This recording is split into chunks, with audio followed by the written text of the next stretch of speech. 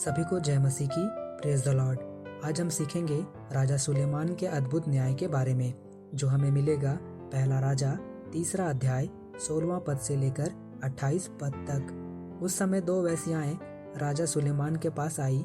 दोनों स्त्रियां एक ही घर में रहती थी, जिनमें से एक का बच्चा हुआ और 3 दिनों के बाद दूसरी स्त्री का भी बच्चा हुआ, और उन दोनों को छोड़कर उनके घर में कोई न था। जब रात में वह स्त्री सो रही थी, तब उसका बच्चा उसके नीचे दबकर मर गया।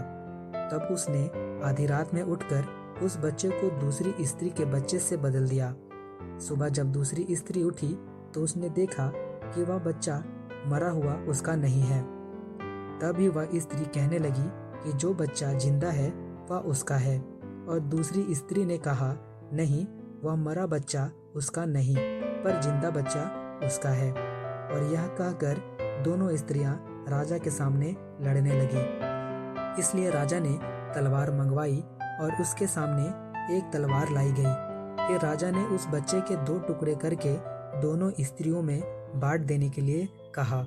जब उस बच्चे की मां ने यह सुना तो उसने राजा से कहा कि बच्चे को ना मारे और उसे दूसरी स्त्री को दे दे। पर दूसरी स्त्री चाहती थी कि वह बच्चा भी मर जाए।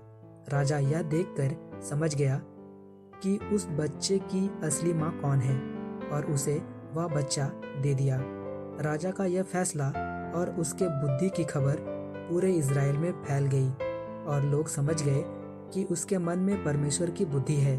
तो हमने इससे सीखा कि जब परमेश्वर हमें बुद्धि देता है तो हमें सही और गलत को परखने की समझ भी देता है।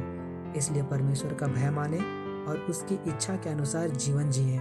जैसा लिखा है रोमी 12:2 में कि इस संसार के सदृश ना बनो, परंतु तुम्हारे मन के नए हो जाने से तुम्हारा चाल चलन भी बदलता जाए, जिससे तुम परमेश्वर की भलाई और भावती और सिद्ध इच्छा अनुभव से मालूम करते रहो। याद रहे, हमारे चैनल को सब्सक्राइब करें, इंस्टाग्राम पर भी हमें फॉलो करें, वीडियो को लाइक, कमेंट और शेयर करना ना भूलें। मिलते हैं अगले वीडियो में।